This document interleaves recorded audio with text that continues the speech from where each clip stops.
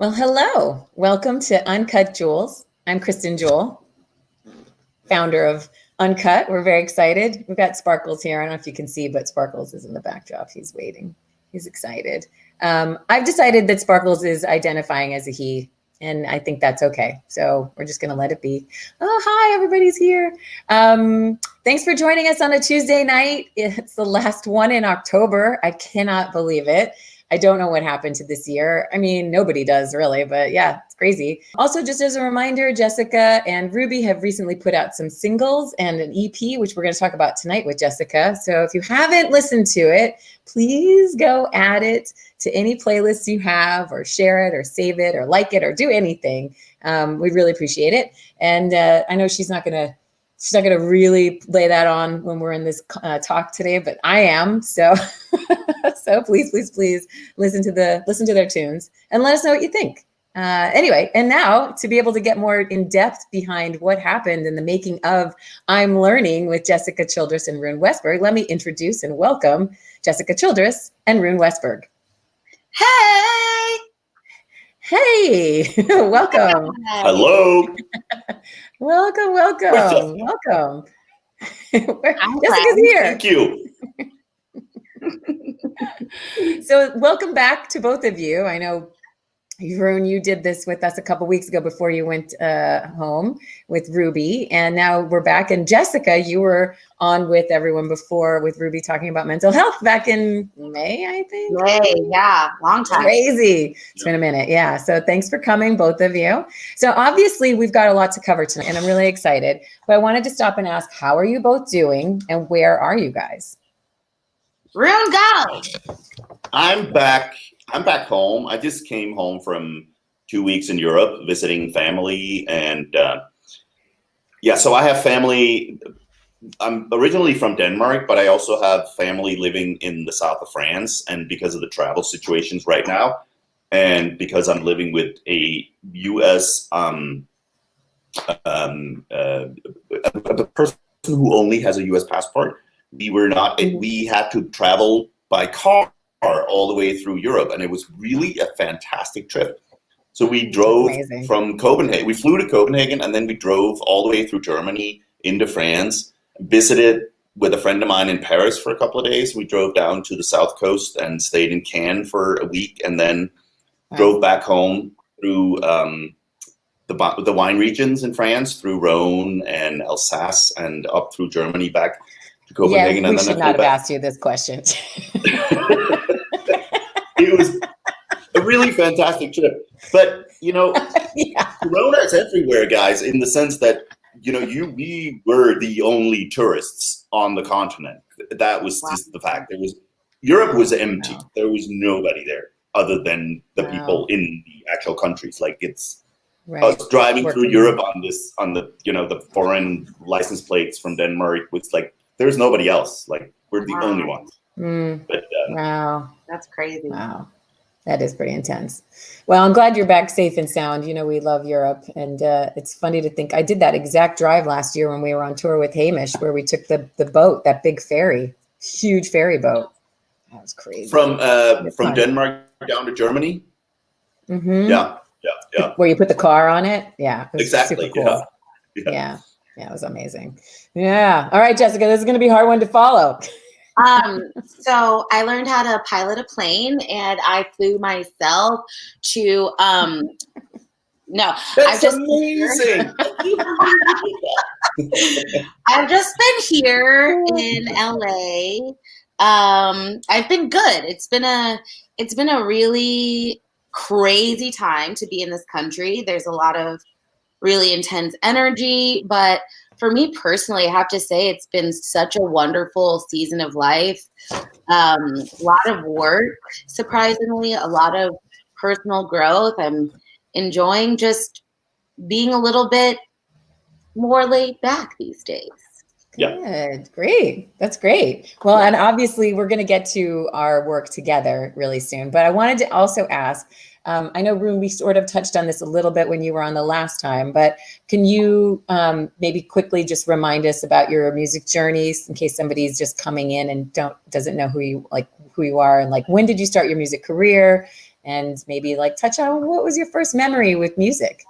I started out as a young kid and played in bands from when when I got my first guitar, I was really not interested in taking lessons or anything. So I pretty much formed a band within the first year of me having my first guitar. And then from there on, it was just playing in bands. It was the only thing I was interested in. So through high school, I was playing in bands. And then I actually got signed with a band straight out of high school. And then we started making records and touring. And then the band broke up. And then another band came along. And then I started, getting into recording. And I built a studio, started producing for other people, writing for other people. And then I've just done pretty much everything. I also, for a moment, I was training as a, engineer, tape op engineer. I wanted to learn how to record music. So I was an engineer trainee for a year or two in a studio in Copenhagen. And so I've done, anything from touring with other people to being in a band to being a solo artist. I did a solo album once too. And then I've been mixing and producing and writing and I'm jack of all trades when it comes to music. And what I enjoy the most is just being part of it. That's all that matters to me. Gotcha. I just want to be part of it, you know. Gotcha. Do you remember your first music memory? Actually, I know there's one thing that was really strong for me. As I might have been probably, I want to say about 10 years old, and I was at a party with my parents where one of my dad's college, my parents were pretty young when they had me, and they were in college. So I was probably like, I want to say 9, 10 years old, and we were at this party where one of my dad's friends were playing. He had a band, and I thought it was the coolest thing. Nobody else at the party liked fucking band. I was sitting on a chair in the middle of the room listening to the band while all the adults were in the bar, and it was just me right there, and I thought it was the coolest thing in the world. This band was so cool. And the band must have hated me, because can you imagine playing to just one kid sitting on a chair and all the adults? That's pretty gnarly. Better than zero. That must have sucked. Yeah, that's true. I played zero many times. It happens. Oh, that's a good one. So 9. Yeah, all right. So formative years included it. That makes sense. 9. All right, Jessica, you're up. So I want to talk about, where you were born, where you were raised, and your musical inclinations, and at some point touch on your first memory. It's all kind of like included. So I grew up just outside of LA, like maybe like LA proper, maybe 90 minutes outside of LA, in, a pretty unusual environment. I grew up in a very, very religious environment, where I was at church literally every day. I went to the church school that was like on the campus. So there's like this 40 acres of land, and I spent 98% of my time on this campus. And so obviously my first memories of music are so wrapped up in that. My first memories of music are, being really teeny tiny. My dad used to sing in the church choir. My mom used to sing in the church choir. So I guess, being in church and hearing, because the music is such a big part of the service.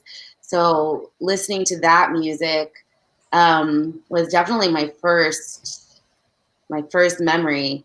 And it's so funny because like Lancaster is so close to LA, but it might as well be West Texas. No offense, people that live there, but it's far. Y'all know it's a different world. It's 90 minutes and a different world. Yeah. So basically your first memory was church music. Very interesting. And that was all I knew for 17 years. Wow. Yeah. Wow. That's a long time. It's a long. I know we're gonna touch on how that impacted the work that you've released in a second. But yeah, I mean, it's just kind of like, just to take that, like set the 17-year-old Jessica, you know, did she listen to like popular music too? Did she know what rock and roll was? Like, I mean, I was in the world. So we went to the grocery store and shopping mall. So that was really my only actual exposure to secular culture writ large. So when I turned 17 and I went to college, because I left that place that I had been since I was 2, and then went to college, and I was like, I'm allowed to wear pants. I went to a CD. I went to the movies for the first time. I was like, a whole new world. Yeah, it was wild. That's pretty crazy. Wow. All right. So basically you're like, you walk into the world and you're just like, this is all new to me, basically at college. Yeah. That's crazy. Smoking cigarettes. At what point did you actually know you were going to have a musical career? Last week? Are you kidding? What? And that's okay. So funny. Like, I don't know that I really acknowledge that I have a career in music. Honestly, a career in music until, maybe 2018. When I realized I pay each and every one of my bills making music. Yeah, that's great. So, yeah. So 2 years ago, I realized that I wanted a career and I have a career. All right. Okay. Kind of coincides with meeting Rune too, I think. So it was about the same time. Actually, yeah. Very interesting. So, okay, that dovetails nicely. I know the answer to this, but I'm going to let you guys tell the story about how you guys met. With Desi, right? No. Okay. So then I will tell the story. So you got a phone call. We got a phone call to work with Rune, and we set you up for a co-write. You got sick, or your mom, you couldn't come. And then there was all these other things that happened, and we had Hamish in there and everything. And then you guys actually, I think it might be the Desi thing, could be the first time you did that. Yeah, we did a co-write with Desi Valentine, which was so much fun. I mean, at that point, I hadn't really done any or many co-writes at all. So I was very nervous. I have this thing where I'm nervous, where I'm like, if I just like twisted my ankle and like, that's like a reasonable excuse not to show up, because I get so paranoid. And I got in there, and the studio was like in this magical backyard, and there were like birds chirping and like a hammock, and I was like, okay, all right, we're gonna be fine. And don't worry. Yeah, and the three of us wrote like a really beautiful song that ended up, I think, on one of Desi's records, or maybe not. Maybe people haven't heard it yet. Yeah. I can tell you, people have not heard that song yet, and they need to hear it very soon. I agree. Yeah, we can talk about love song. Yeah, you guys did it. You know what? I think so. Correct me if I'm wrong. I actually think the first song we wrote was "Fair Fight." Remember that song? Oh, that makes sense. Yeah, that does make sense. Yeah. Which is a really, really wonderful song, but it just has the trademark of people searching for whatever they're wanting to do. And then we wrote the Desi song after that, as far as I remember. And then once we had the session where we wrote "Walk With Me," that's when everything changed.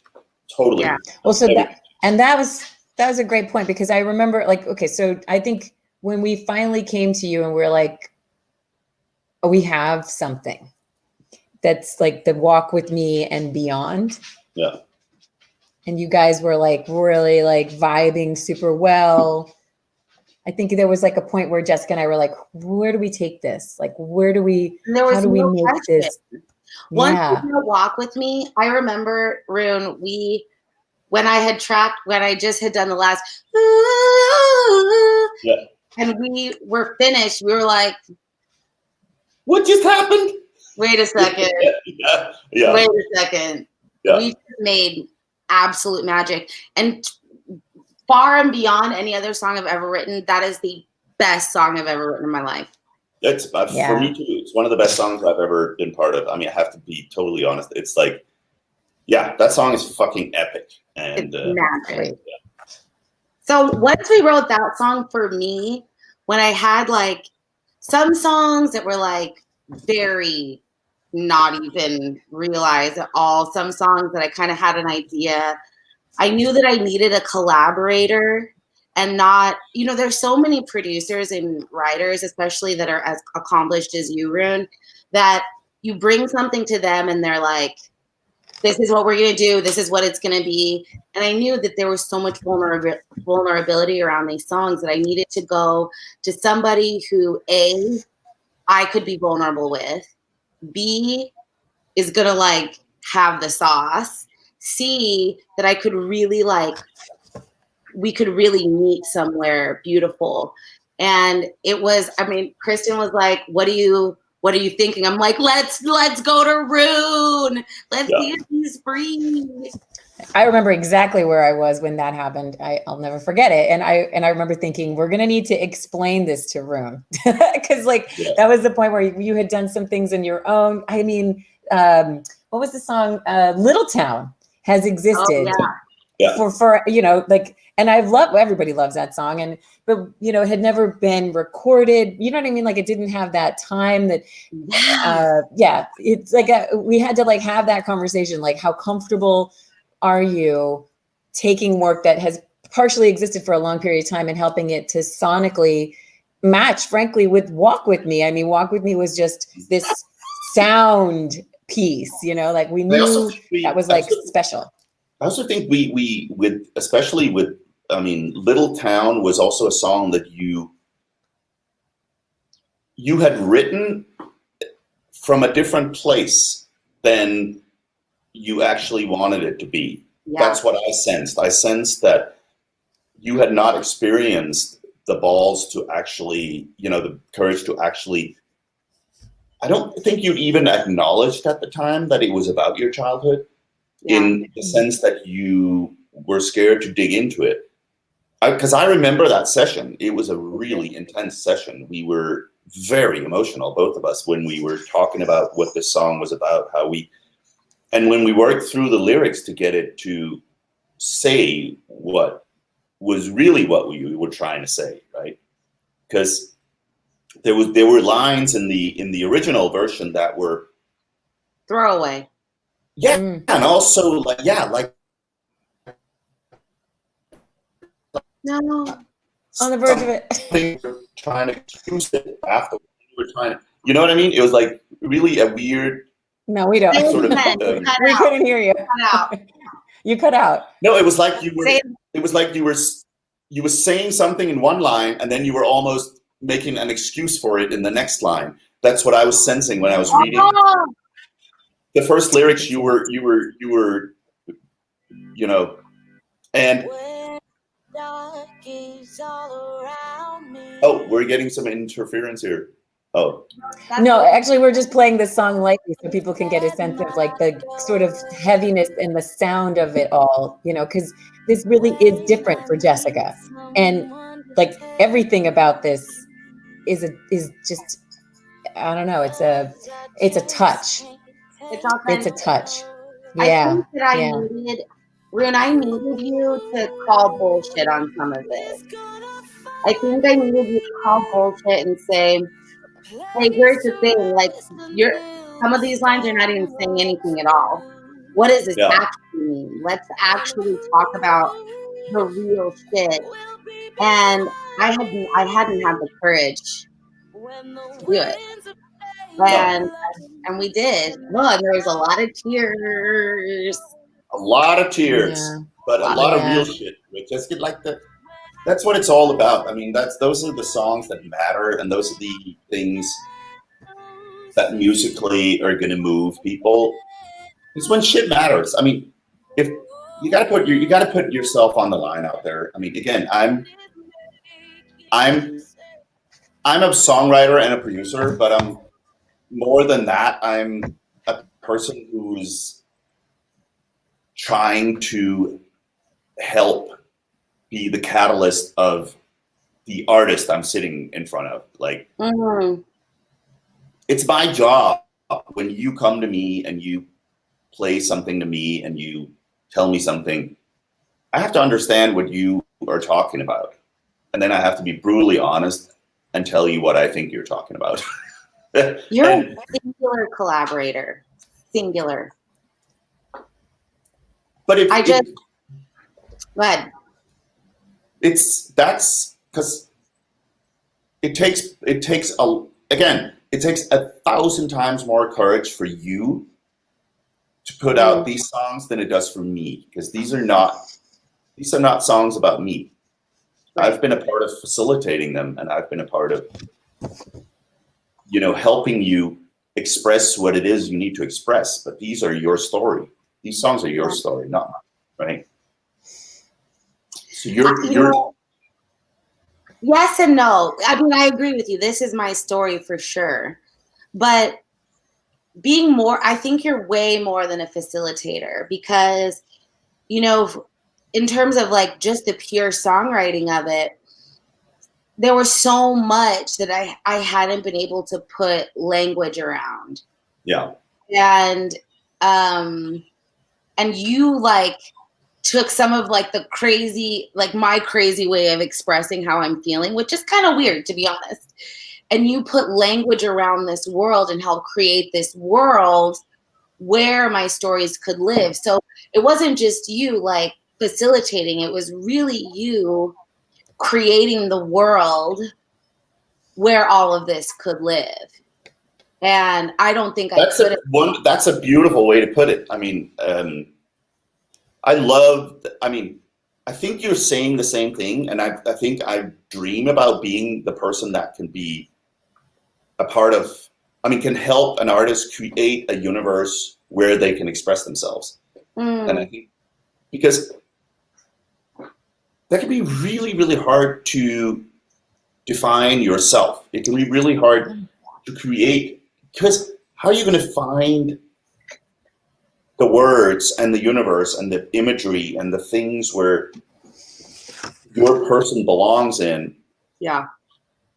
Because we have to understand that songwriting is a fiction at the end of the day, right? It is a fiction that you create for other people, because they're never going to know your exact, they're never going to know exactly what you're talking about, right? Right. So, and you can't, if you just say things completely bluntly and completely without filter, it's not going to connect. It never does, right? It never does. So that's where, that's where my tools come in handy. Yeah. In terms of saying, what if I see this, for me, I see you existing in this place where, where these images work, and where we can tell this story in this kind of way. And yeah, I'm very happy you put it that way. That really makes sense to me. That makes sense to me. You're a creator of worlds, my dear friend. And like safest, and it's like the other thing is you create the safest space to just be, when Walk With Me came out a few weeks ago, and I was trying to figure out what I wanted to say, how I wanted to write about it, I kind of got into how I was in such a dark place, and I didn't want to go into the studio. I didn't feel like I had anything really to give, and we just sat and talked for a little while. And you played those chords on the piano, that piano right there. And we both just like, were so free. Yeah. And that was new for me. That was like a very new experience to be open and vulnerable like that with someone else. And I now realize like that's where the magic is. Like that is where the magic is. And then we just continued that through the whole process. So I okay, remember once. Oh, go ahead. Can I? Yeah, because I wanted to break that down. So go ahead, please. There's one line in a little. You remember that we were talking about? I mean, the Walk With Me was this. You know, we were talking about a song about feeling. What can you say about feeling safe in the world? And we were talking about an experience you had walking home one night, with, you know, homeless people in the streets with their, you know, fires in the oil tins and whatnot. And I was like, why don't we just put that line in the song, right? When the world is, when the streets are full of monsters lighting fires in the dumpsters, and we're like, because it's a weird line. It's so weird, and I love it. It's so weird, but it makes so much sense, both as an image and as a actual, because that was an actual experience for you that we just put right in the song. It's like, okay, yeah, right there. So good. Yeah.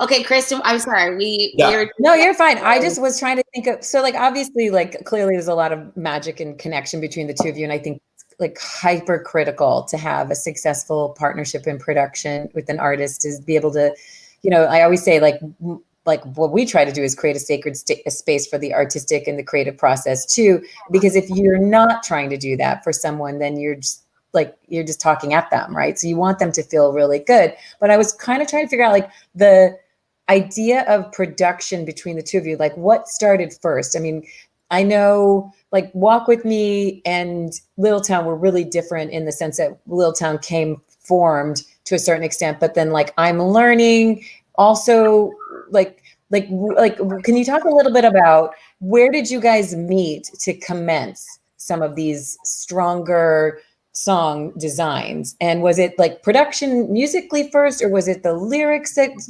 drove it? Like how much of that was, you know, the start point? That was 100% Rune. So because I always want to like dress everything up to be like Christine and like have this veneer over it, because I felt like maybe some of this was too personal. And I remember so many times like, can we add, but what do you think about? And he's like, nah, see, no. And like Rune really led the charge of like, let's keep this honest. Let's keep this real. We don't need to dress it up. Like it's perfect as is. I mean, I think I only like really appreciate that now, because for a while I was like, there should be more stuff. Yeah. Perfect. Yeah, restraint. Yeah. Again, having worked for many, many years with artists, it seems that the more personal things are, the more scared people are of letting their voices being heard too clearly, right? So that's always like a giveaway for me. It's like, so there's something that's always very, very clear as a producer is when I don't understand what the artist is singing, it's because the lyric is shit. It means that they're not. No, if there's nothing wrong with the artist, it just means we wrote the wrong lyric. Because if they're not singing it in a way that I can understand it, it means they have no interest in communicating, right? So that's a good point. When I understand every fucking word and I understand everything that's going on, it means there's something going on here. And then the artist usually comes to me and says, we need to add a lot more shit to this to bury me in it. So that means there's really something going on, right? So that makes me want to go, no, we're going to strip this down to just one instrument and a vocal, because that's I mean, at the end of the day, it's like you are telling a story, and the more powerfully you're telling, especially with an instrument like yours, which is like one of the most beautiful voices I've ever worked with in my whole entire life. And like that voice is like, I don't want to put anything around it. I just want to leave it alone. So I'll go along with putting a little bit on there, but I really, really don't want to go overboard. Like, let's just keep it like really. Do you remember simple. when we cut I'm Learning and I was like, let's add like some bongos, and can we add like, I remember talking to you, you were like, you were so sweet, but you're just like, no.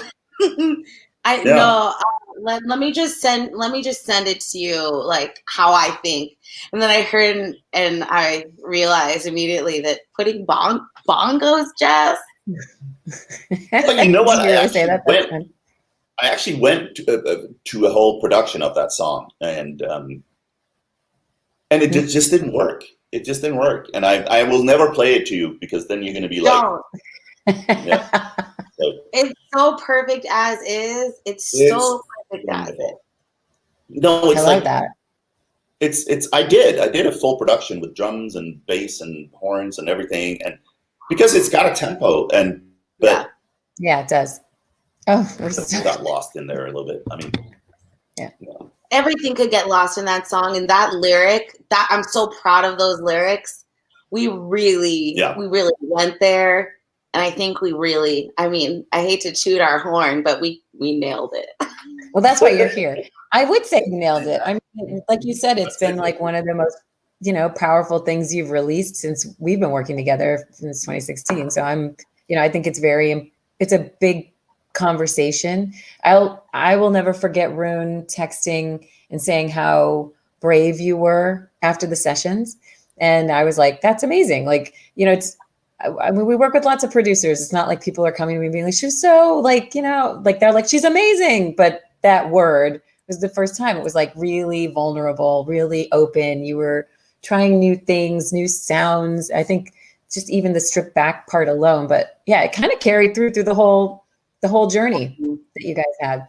That was a first for me. That was 100% a first. And it's, where the level, to be totally honest, like the level of depression that I was in when we wrote these songs was not insignificant. No, I recognize that, and I know that.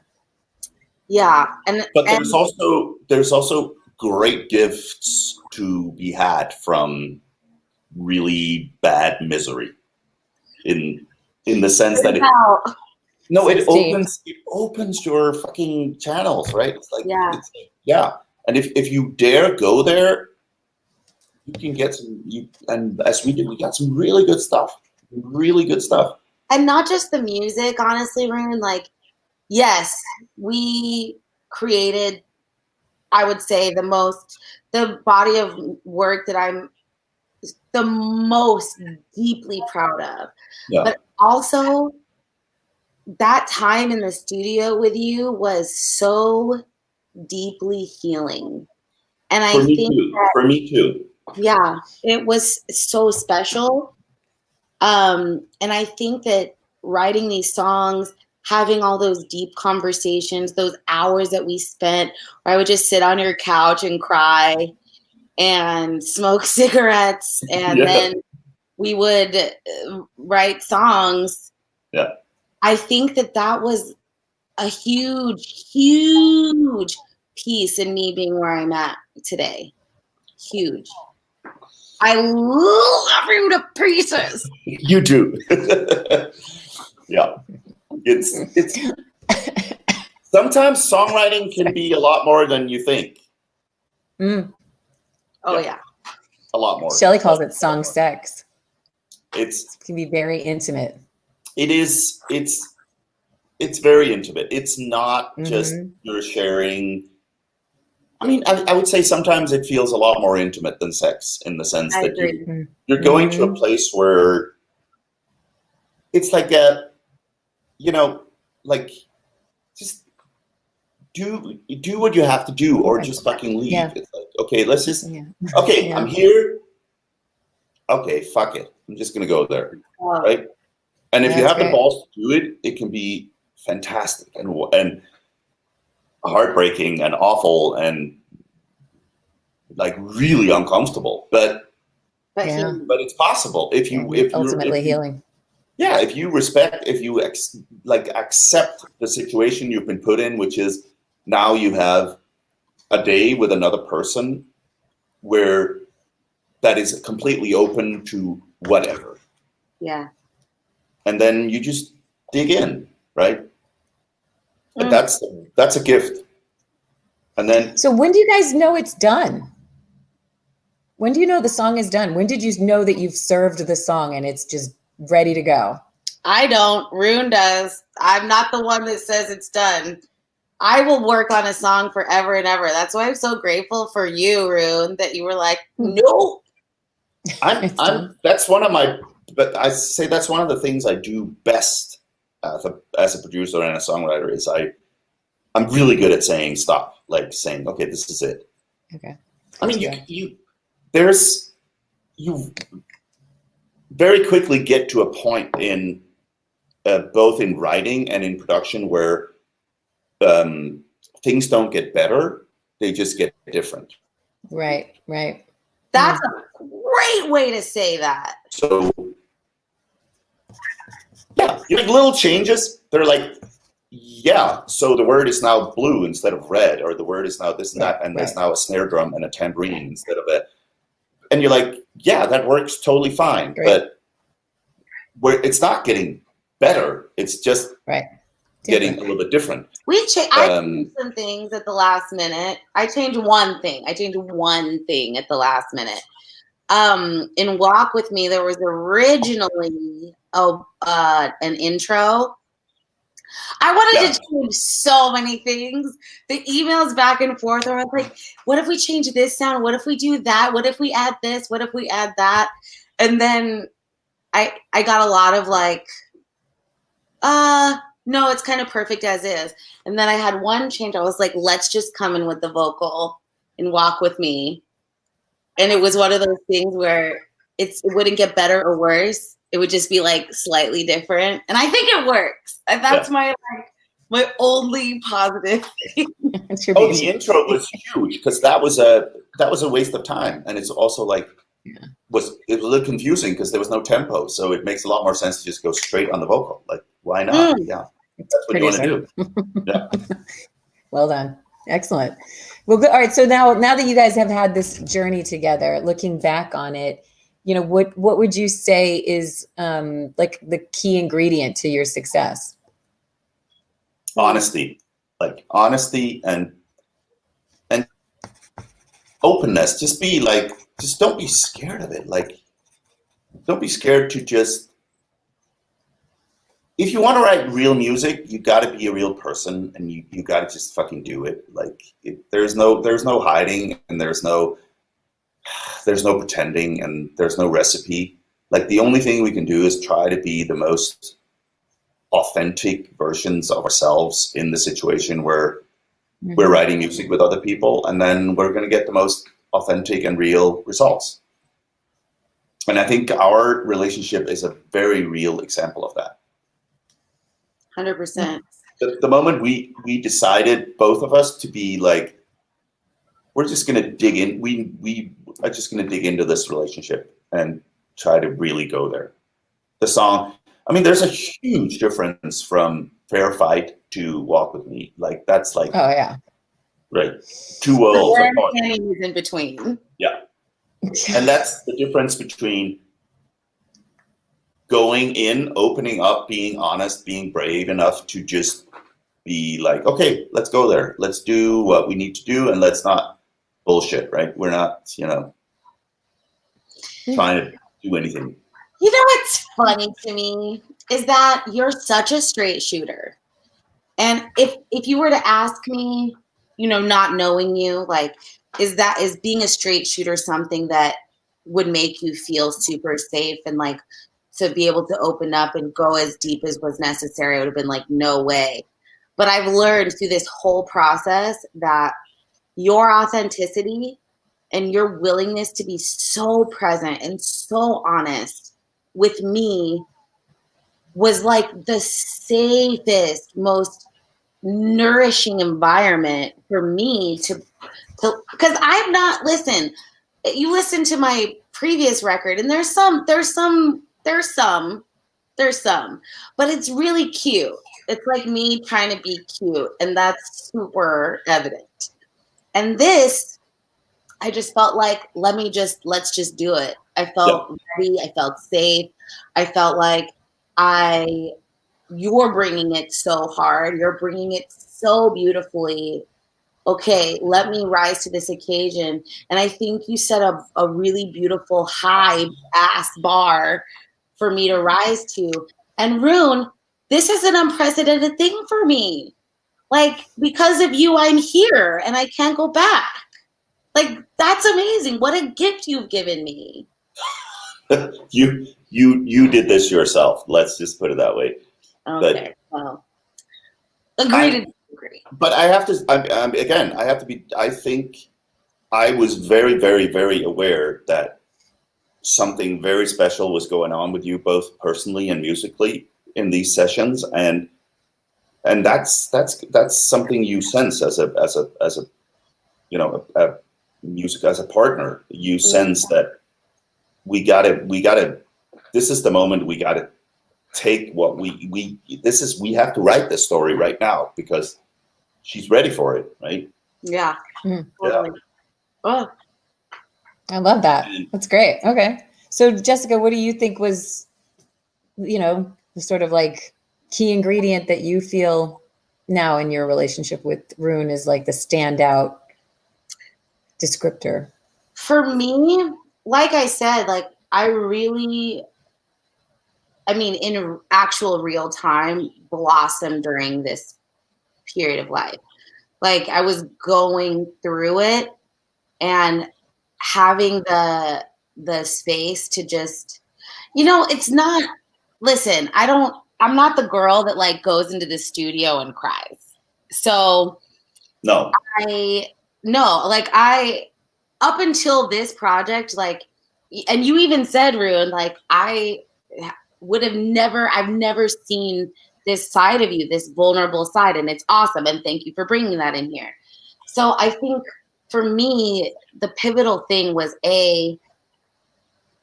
permission to really bring my most authentic self, the super safe and like supportive space of being able to really dig in, and then the curiosity. Like I think Rune brings a ton of curiosity to each session where he doesn't just want to like, okay, let's listen to this song. Okay, this is what I think could be cool.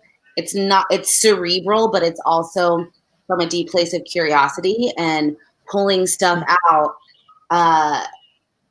And there's also that like little magic. Like we just have a vibe, honestly.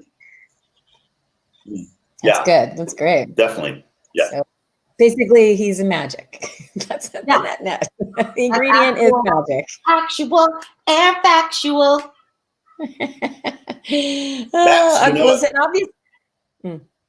Magic doesn't happen. It's if I could write music like this every day on my own, I would fucking do it. Like, it's like, that's not the point is magic happens when things collide, right? Like that's where it happens. It doesn't just come out like, that's the thing. It just, no. I get it. I love it. Bearing witness. It's true. There's truth in there. It's great. Well, it makes me happy. It always is just so nice to hear like, oh my God, look what we did. And it's like, wow, that's amazing. How I feel right now when I listen to these songs. And yeah. I feel immensely proud and like really like we did some real shit here. Some really real shit.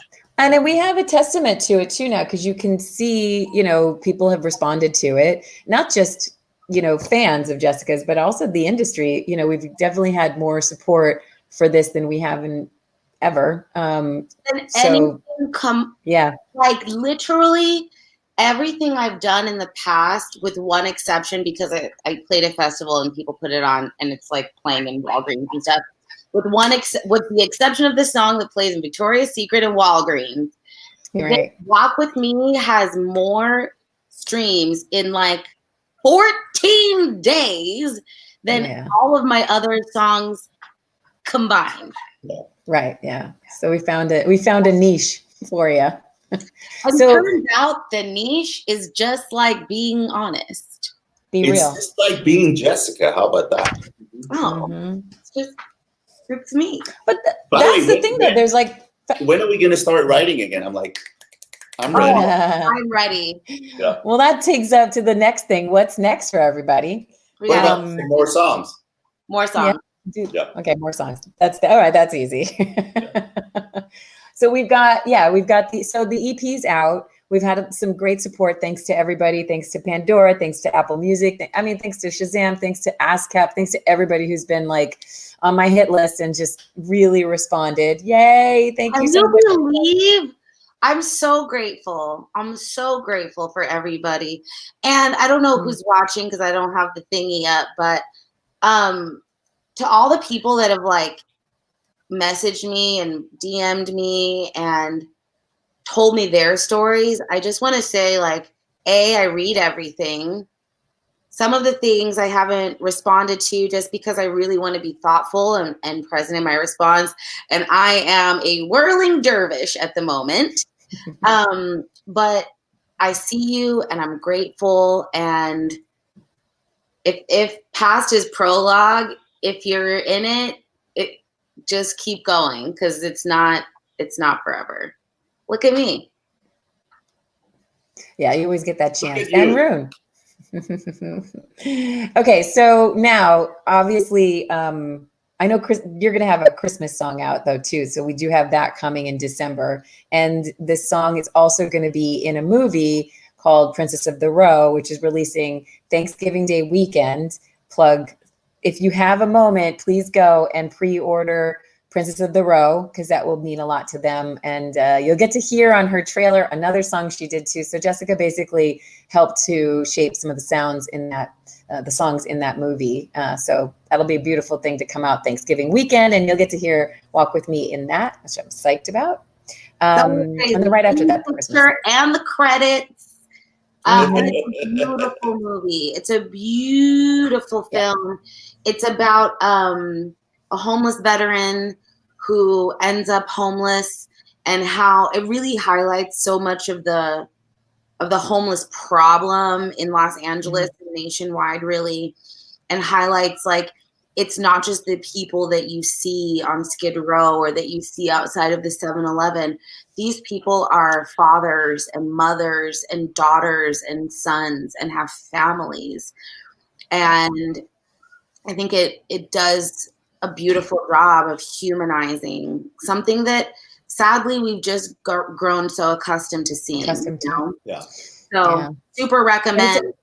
It's a beautiful, heartfelt story too. Okay, so sometimes we get a chance to talk to, up and coming artists.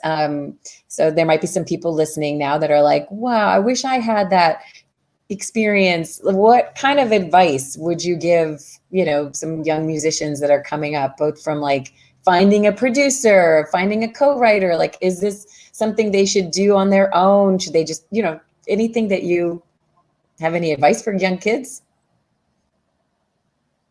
Just be authentic. Like, just no bullshit. Like, forget about the bullshit. Like, yeah. I'd also add, have the balls to tell a story. Oh no. Always. Have the balls to say what? You cut out at the end. Yeah. Ooh, have the balls to say what? You cut out.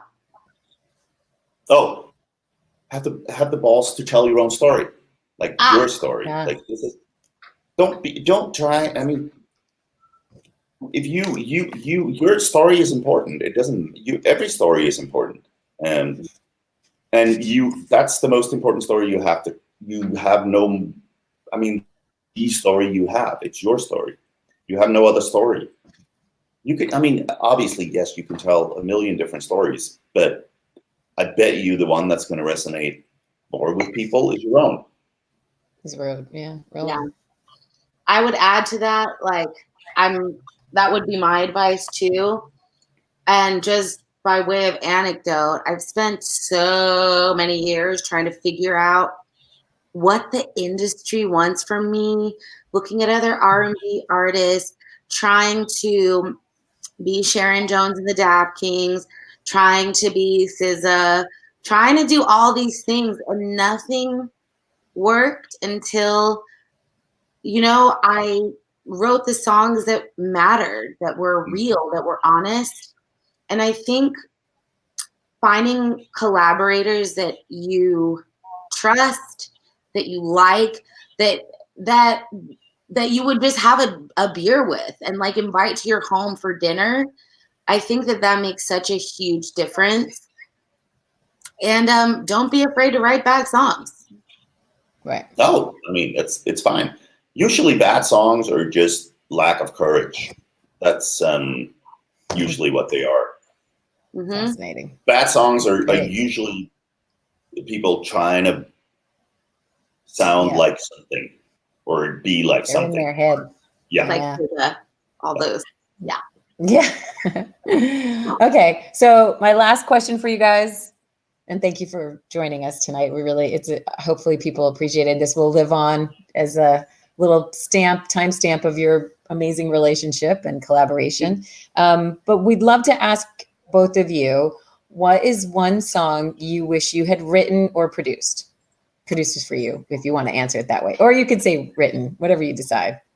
Okay, so I decided to take this question to a place of like, what song could I have written that would just buy me a house? Like, I'm just going to keep it real. Because sometimes you got to just make a sinkable song so that you have money for your passion. And that is that, what is the song that I came up with? Living La Vida Loca. No. Outside, inside, up. Living La Vida Loca. Okay, we can't afford it. Right, exactly. We can't afford it. Yeah, now you got to clear that. Yeah. Damn. Good luck with Blanket that. license. Could've been anything. MLC day today too. Could have been anything. Just kidding. We just said the lyrics. That's a good choice, though. I do, and as your manager, I agree with you. That's a great choice. Let's make money. Money. Oh God! All right, Rune, you're up. I mean, last time I remember I said Thunder Road with Bruce Springsteen, Yes. which I think is Bruce Springsteen. That's right. Still the same. This time I'm going to go with. So it's a very heady song. It's a song that's beautifully crafted and lyrically perfect, and everything's just fucking amazing. So I'm actually going to go with "Lean on Me" this time, which is that song is just musically, it's so perfect. Like it's insane. It's insane. It's built on. It's so simple, and it's just one. Boom, boom, boom, boom, boom. No, it's just like, it's called "Lean On," right? Somebody to lean on. Yeah. And there's lyrically, there's so little in that song, but everything's just so melodically, perfectly put together that you just like, you're sold from the very first note of the song. And that song is perfect. Just fucking perfect. Agreed. Yeah, totally. Can I amend? Yeah. No, it is called "Lean On You," right? It's Lean On. Lean On. Yeah. Lean On is the other one, the dance one. I amend. Yeah. So the song I wish to like be rich is "Livin' La Vida Loca" because I'm not an idiot. But the song I wish I like had the brain to write is "A Case of You" by Joni Mitchell. Oh my God! Joni Mitchell. Those lyrics, like what? Yeah. Yeah. I could drink a case of you and still be on my feet. Yeah. So good. She's a legend. I know. That's I love her. song. Joni. What was Again, that instrument that she used? That's a With those very vocals? heavy song too. A very heavy song. Yeah. Like Yeah. yeah, It's brilliant. craftsmanship, like really incredible craftsmanship. Yeah. Stunning. Yeah. But Absolutely that's stunning. kind of almost the it's almost the opposite of a song like Lean on Me, because Lean on Me is just pure, it's pure emotion. That's all it is, right? Like right there, boom. Yeah. But Joni Mitchell, she's pretty heady. Like, everything's complicated. Like, nothing's easy, right? It's like it's complicated. Nothing's easy. But I think in that particular song, that's the point. Yeah. That's the point. It is like her relationship is so complicated, and she's taught, and it really is such a story. Yeah. You know, I can see her at a bar. I can see her like doodling. I can see her just like being drunk and sad. And my neighbors are going nuts right now. Oh my God. Oh no. I thought I heard yelling. Stay safe. But I agree with you. It's exactly, Joni is a storyteller. She used every single part of that song to tell the descriptors, like to paint the visual imagery for you of what that was to her, you know? Such a good choice. Whew. One day. Great choice. Yeah. No, I mean, you know, it's funny. I mean, all of this just shows you how important owning your truths are. Just literally owning your own truth, whatever it takes, just making sure. So, well, I appreciate both of you guys doing the truth serum together, taking the truth serum together. It's been a wonderful journey, and I'm so grateful to have bore witness to it, whatever the word is in the past tense, a born witness. We're not done yet. We're not done yet. I know. Yeah. There's more to come. So stay tuned.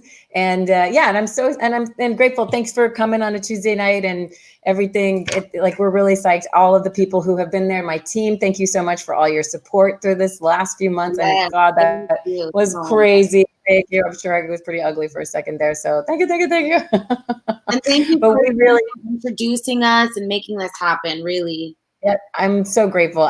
You can never know where these things go. So, but I will say that Rune has a touch, and I'm, one of these days we'll have you on, Rune, just to talk about the differences between all the artists that we work with alone that you've now written with. It's crazy. Hamish. I mean, there's just so much to you. It's beautiful. You bring out the best in people. So, if I had one, very kind words. Thank you. Mm-hmm. No, it's great. And as a manager, you don't really have to worry, which is really nice too, because sometimes when people are in studios, you're like, oh no, how's that going? So I never had that feeling. It's just amazing. So anyway, and thank you all. I really want people to feel the best. It's my job, for Christ's sake. Also, it's like, I mean, there's no chance in the world I'm going to get anybody to like even remotely open up to me unless they feel safe, right? Like, yeah. Absolutely. No, and the environment is inviting as well. It's a gorgeous space. So check Rune out if you guys, if you have substantial work that you want to run by him. I'm sure, he'll be just honest with you too. So we're not, that's my trademark. I am brutally honest. It's not brutal. It's not a Danish thing. Well, you got to be honest. Honest. If your stuff sucks, it's brutal. Yeah. Facts. Okay. Mm-hmm. I would say it's unambiguous. Yeah. Well, thank you both. It's been a joy to reminisce with you. I've been nostalgic. I can't believe this was a year ago that you guys did some of this. It's amazing to think how different the world is. So, so I'm really grateful to have been your partner, and I'm so glad I got to see you guys on all of this. And hopefully, we'll get to talk more in the new year about some new things coming. Yes. Thank you guys so much. Yay. And so thanks to Jessica, thanks to Rune, and thanks to all of you for sticking around. Please don't forget to vote. You got one more week, and we'll see you next week with Elijah Balbad, who's going to be coming from DC and talking about what the chaos is going on there, and hopefully educating us a little bit on the new jazz world that he's a part of. So stay tuned. We'll see you next week. And thank you so much for joining UnCut Juels. See ya. Bye-bye. Bye.